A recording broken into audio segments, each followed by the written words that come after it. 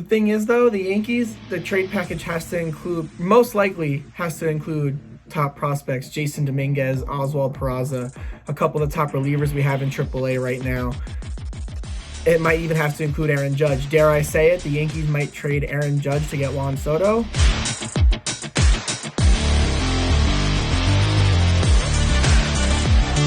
What is up, everyone? We are back with episode 4 now of Lumberjack Sports. I'm Ryan Leffler, and MLB trade season is heating up. The trade deadline is next Tuesday, August the 2nd, and we will go into this video to talk about the top candidates that could switch teams within the next week. To start, we're going to talk about probably the hottest name going around these trade rumors right now, Washington Nationals outfielder Juan Soto.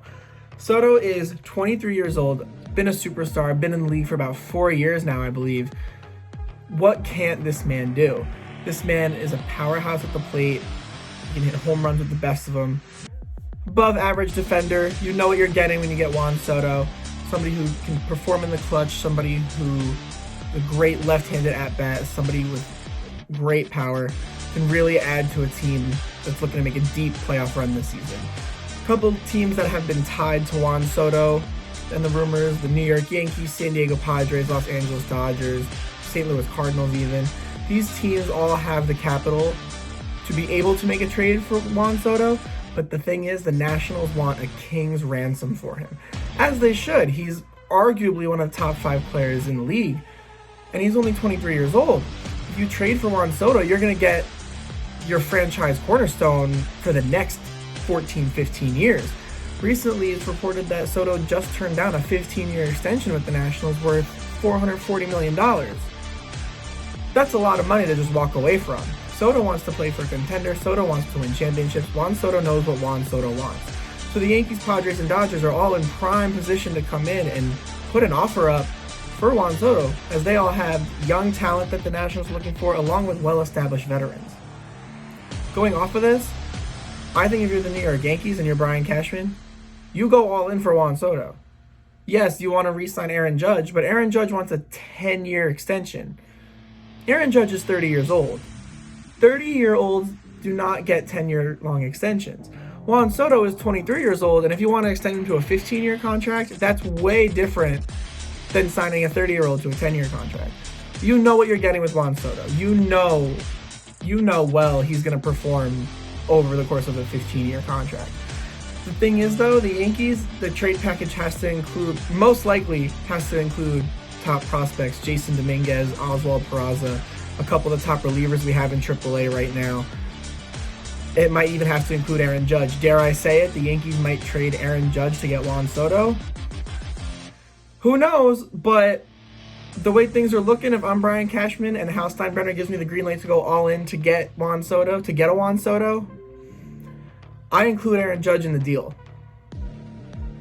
Padres also have many a top prospect in baseball. They have the capital to put together like a 5-prospect package for a Juan Soto. And the Dodgers, we all know the Dodgers, they have more prospects than heaven on earth. And they can put a package together and they can swoop in for Juan Soto. I'm really excited to see how that turns out. It might turn out he might not even be traded to begin with. He might be traded in the offseason come the winter time. We shall see how that one plays out. Really excited for that one. Another huge name that has been circulating in trade rumors is Angels two-way player Shohei Ohtani. I highly doubt the Angels are going to trade Shohei Ohtani at the deadline. But I mean, if not now, when? You can get a king's ransom for Shohei Ohtani, even if they wanted to put Mike Trout on the block, which they would never do. But hypothetically speaking, if they were to trade both Shohei Ohtani and Mike Trout, they could get all the prospects in the world. They could take an entire team's farm system for those 2 players. I mean, they're not making the playoffs this year. There's always optimism going into every season with the Angels that that this year's going to be their year. They're going to be different. Mike Trout's going to lead them, and that just hasn't shown. It hasn't shown for the past couple of years, even since they signed Shohei Ohtani. If I'm the Angels, I consider it. You're not going to make the postseason this season. Maybe not even next season. I really don't know. Obviously, you're paying Mike Trout till he retires. You just gave him that huge mega extension in the offseason or a couple off seasons ago. But The Angels, that organization, I don't really have the answers to, but I think they should entertain offers for Shohei Ohtani, and if a team comes in with the right package and they get a ton of prospects and some major league talent for Shohei Ohtani, I don't hate that. I don't hate a deal happening like that at all. And the last player we're going to talk about that has trade rumors around them is Cincinnati Reds pitcher Luis Castillo. Castillo's been around the majors for a couple years now. Came up as like one of the Reds' top pitching prospects. Hasn't been the worst. Really hasn't been bad at all.